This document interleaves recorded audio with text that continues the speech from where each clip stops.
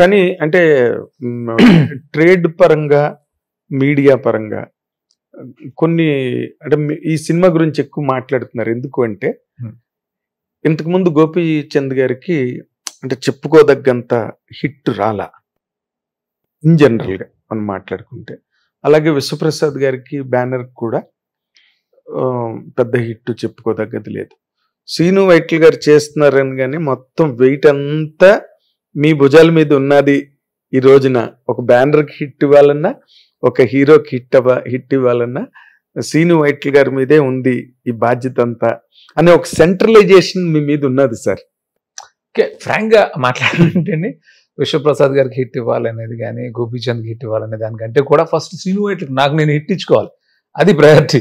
So అంతే fact of course. So Vishwaprasad గారు బ్యానర్లు అంతమంది హిట్స్ వచ్చినాయి, ఎవరికైనా సహజమే కదండి. కొన్ని అంత అన్ని వాల్యూమ్ లో చేస్తున్నప్పుడు కొన్ని రిజల్ట్స్ వస్తుంటాయి. అట్లాగే గోపి మంచి యాక్టర్, కొన్ని స్క్రిప్ట్ లోపాలు ఉండొచ్చు, లేకపోతే ఎగ్జిక్యూషన్ లో జరిగి ఉండొచ్చు. తను మంచి యాక్టర్ డెఫినెట్ గా, సో తనకు వచ్చి ఉండొచ్చు, అట్లాగే నాకు వచ్చి అందరికి వచ్చినాయి. బట్ ఎందుకంటే అందుకనే నేను మెయిన్ ఫ్రాంక్ గా నేను ఏదో విశ్వప్రసాద్ గారికి పెద్ద హిట్ ఇవ్వాలి గోపి అలా అని కాదు. నేను ఈ సినిమా పెద్ద మంచి హిట్ చేయాలి అనే ఒక యాటిట్యూడ్ తోటి, ఒక భయంతో పనిచేసాను ఈ సినిమా.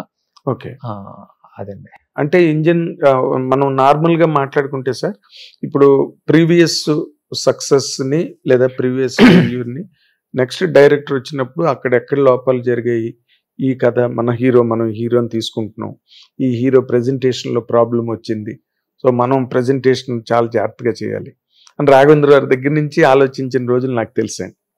అలాంటి ఒక ల్యాబొరేటరీ వర్క్ ఏదైనా జరిగింది? డెఫినెట్ గా గోపిని నేను ఫస్ట్ ఏ హీరోతో చేసినా ఆ హీరోని కొంచెం కొత్తగా ప్రజెంట్ చేయాలి అని అనుకుంటాను. అట్లాగే ఈ సినిమాలో గోపి చాలా కొత్తగా కనిపిస్తాడు.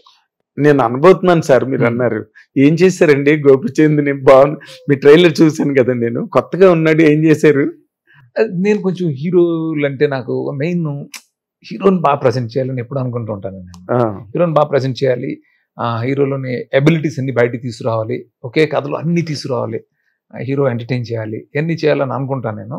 సో హీరో గురించి ఎక్కువ ఆలోచిస్తాను. అట్లా హీరో క్యారెక్టరేషన్ చాలా బాగా కుదిరింది ఈ కథలో. గోపి ఏంటంటే బేసిక్గా ఏ డైరెక్టర్ అయినా దాన్ని అనుకున్న విధంగా సినిమా తీయాలని అంటే కనుక ఖచ్చితంగా హీరో సపోర్ట్ ఉండాలండి. వితౌట్ హీరో సపోర్ట్ మనం అనుకున్న సినిమా తీయలేం, హీరో సపోర్ట్ లేనిదే. అవును. సో హీరో మనకి ఆ విధంగా సపోర్ట్ చేసి, ఫ్రాంక్గా చెప్పాలంటే గోపి సరెండర్ అయ్యి నాకు ఏం కావాలనుకుంటున్నాడో అదే చేశాడు, అది ఇవ్వడానికే ప్రయత్నం చేశాడు. సో గోపి ఖచ్చితంగా ఎన్నైతే ఇంతవరకు సినిమాలు చేశాడో వాటికి సంబంధం లేకుండా సినిమాలో చాలా కొత్తగా కనిపిస్తాడు, కనిపించాడు. రెండరింగ్ కానీ ఎవ్రీ ఆస్పెక్ట్ హీరో కొత్తగా ఉంటాడు. గ్రేట్ అండి. ఎందుకంటే నేను అంటే నాకున్న ఈ ట్రావెల్లో ఇన్నాళ్లలో డైరెక్టర్స్కి ఎప్పుడు ఇది ఛాలెంజ్ అండి. అంటే మీలాంటి ఒక ఇమేజ్ ఉన్న డైరెక్టర్ల గురించి చెప్తున్నాను నేను. ఇన్ జనరల్గా ఒక హీరోని తీసుకొచ్చి మళ్ళీ ఒక న్యూ ప్రెజెంటేషన్ ఇవ్వడం. రాఘవేంద్ర అడవిరాముడు సినిమాకి ఆయన ఎలాంటి ల్యాబొరేటరీ వర్క్ చేశారన్నది ఆయన ఒకసారి చెప్పారు నాకు. ఆయన పాత సినిమాలన్నీ తెచ్చుకుని చూసి అట్లాగా మీరు ఇప్పుడు అంటే ఇందులోని ఇంకొక చాలా ఇంపార్టెంట్ కాంపోనెంట్ అండి. సినిమాకి బడ్జెట్ అన్నది ఒక ఇంపార్టెంట్ ఎలిమెంట్ కదా. మీరు ఇంత ఖర్చు పెట్టాలి, ఇంత ఖర్చు పెడితే ఇంత క్వాలిటీ రావాలంటే అంత ఖర్చు పెట్టాలి అనే ఒక యాంగిల్ ఎప్పుడు ప్రతి కమర్షియల్ సినిమాకి ఉంటుంది. ఇప్పుడు ఈ previous performance of the films ఈ ప్రాజెక్ట్ తాలూకు బడ్జెట్ని ఎంతో కొంత ఇన్ఫ్లుయెన్స్ చేస్తాయి సార్. మన ఇన్ జనరల్ టర్మ్స్లో ఇండస్ట్రీలో జరిగేది. పాత సినిమా బాగా ఆడలేదు కదండి, కొంచెం జాగ్రత్తగా తీయండి, అంత ఖర్చు పెడితే మనకి బిజినెస్ వర్కౌట్ అవ్వదు, ఇలాంటివి నార్మల్గా జరిగే డిస్కషన్స్ ఆఫీసుల్లో. అవును, అలాంటివి ఏమైనా మీరు ఈ సినిమాకి? డెఫినెట్గా మీకు చెప్పింది అదే ఛాలెంజ్. అంటే ఈ కథ మొత్తం అనుకున్న తర్వాత అండి నేను ఒకటి ఫిక్స్ అయ్యాను, కథ చేసేటప్పుడు బడ్జెట్ మైండ్లో పెట్టుకోకూడదు, కథగా చేయాలి. కథ స్పాన్ అంతా వచ్చిన తర్వాత ఇది చూస్తే చాలా పెద్ద స్కేల్ ఉన్న ఫిల్మ్ లాగా కనిపించింది నాకు. కనిపించింది అలా అని కథను కుదించలేను. బట్ నేను ఎప్పుడు ఒకటి బిలీవ్ చేస్తానండి, ఎంత పెద్ద స్పాన్ ఉన్న సినిమా అయినా కూడా మనం చెప్పేది 2.5 గంటలో లేకపోతే 2 గంటల 40 నిమిషాల్లో చెప్తాం. మ్యాక్సిమం 3 hours చెప్తాం. సో డైరెక్టర్ అనేవాడికి క్లారిటీ ఉంటే కనుక మనం అనుకున్న కథని ఖచ్చితంగా ఎక్కడ క్వాలిటీ మిస్ అవ్వకుండా మనం అనుకున్న బడ్జెట్లో తీయగలుగుతామండి. ఆ ఛాలెంజ్ నేను తీసుకున్నాను. సో దానికి నాకు నా టెక్నీషియన్స్ సపోర్ట్ చేశారు. సో ఎవ్వరు కూడా ప్రొడ్యూసర్ సైడ్ నుంచి నాకు ఈ సినిమా బడ్జెట్ ఏమంటే మీరు తగ్గించి చేయండి అని అనలా. యాక్చువల్గా నేను ఈ సినిమా వర్కింగ్ డేస్ ఫస్ట్ చాలా ఎక్కువ చెప్పాను ప్రొడ్యూసర్ సినిమా స్టార్ట్ చేసేటప్పుడు. ఓకే, వాటిని నేనే నా అంతటి నేనే దీన్ని ఎలా చేయాలి నాకున్న ఎక్స్పీరియన్స్ కానీ, సో ఆ ఫైనల్ వ్యూలో సినిమాను ఆలోచించడం కానీ, ఇవన్నీ చేసి దానికి తగ్గ టెక్నీషియన్స్ కూడా మోటివేట్ చేయటం, సో ఎర్లీగా షూట్ స్టార్ట్ చేయటం, ఇవన్నీ మేము హోంవర్క్ చేయటం.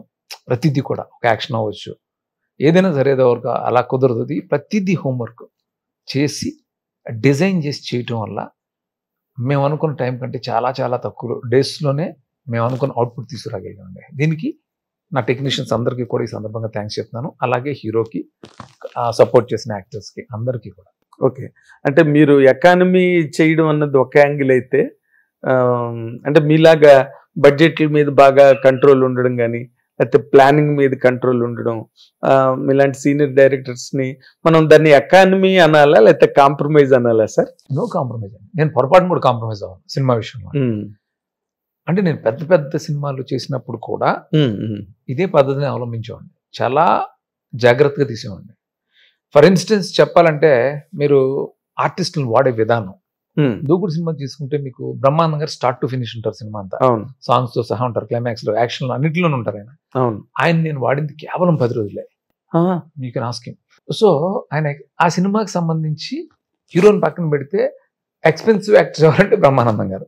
ఆయన ఎంత జాగ్రత్తగా వాడుకోవాలి, మీకు ఎక్కడ క్వాలిటీ తగ్గలేదు కదా ఎక్కడే అసలు. మీరు నేను షాక్ ఇప్పుడు 10 రోజులు. అలాగే ఇప్పుడు కూడా ప్రతి యాక్టర్ని కూడా ఆ డిజైన్ చేయడం కానీ, సో ఎక్కడికైనా వెళ్ళినప్పుడు ఎలా షూట్ చేయాలి, ఏది మ్యాచ్ చేయాలి, ఇవన్నీ నేను ఎప్పుడు దృష్టిలో పెట్టుకుంటా అండి. నేను ఇంతకుముందు ఇంటర్వ్యూలో చెప్పినప్పుడు ఒక ఫ్లాప్ ఏదైనా జరిగితే కూడా, నా ప్రీవియస్ ఫిల్మ్ మామర్కెట్ లాంటిని ఫ్లాప్ అయినప్పుడు కూడా అది ప్రొడ్యూసర్స్కి ప్రాఫిట్. నాకు ఆ ఇంపాక్ట్ నేను తీసుకుంటాను తప్ప ప్రొడ్యూసర్ మీద పడినవ్వకుండానే చూసుకుంటాను నేను. అదేదో అంటారు కదా స్వీయ నియంత్రణ అంటారు కూడా, అంటారు, అలాగే ఉంటుందండి. ఎందుకంటే అది మేబీ ప్రొడ్యూసర్స్ మీద నాకున్న రెస్పెక్ట్ అవ్వచ్చు. ఎందుకంటే బ్లైండ్గా ఫస్ట్ డబ్బు పెట్టేది ప్రొడ్యూసర్. పాత మనకు చెప్తారు లాస్ట్ డబ్బులు తీసుకునేది ప్రొడ్యూసర్. సో ఆ ప్రొడ్యూసర్ అనే దాంట్లో ప్రొడ్యూసర్ యాంగిల్లోనే నేను సినిమాని ఆలోచిస్తాను. సేమ్ టైం నా డైరెక్టర్ ఇది చేయను, అంటే అక్కడ కాంప్రమైజ్ అవ్వమని చెప్పను. డైరెక్టర్ ఈల్డ్ అవుట్ బ్యాలెన్స్ చేసుకుంటాను. అంటే నేను అనుకున్న క్వాలిటీని తీయాలి, సేమ్ టైం ప్రొడ్యూసర్ని దృష్టిలో పెట్టుకోవాలి. ఈ బ్యాలెన్స్ నాకు ఎప్పుడు ఉంటుంది. ఓకే.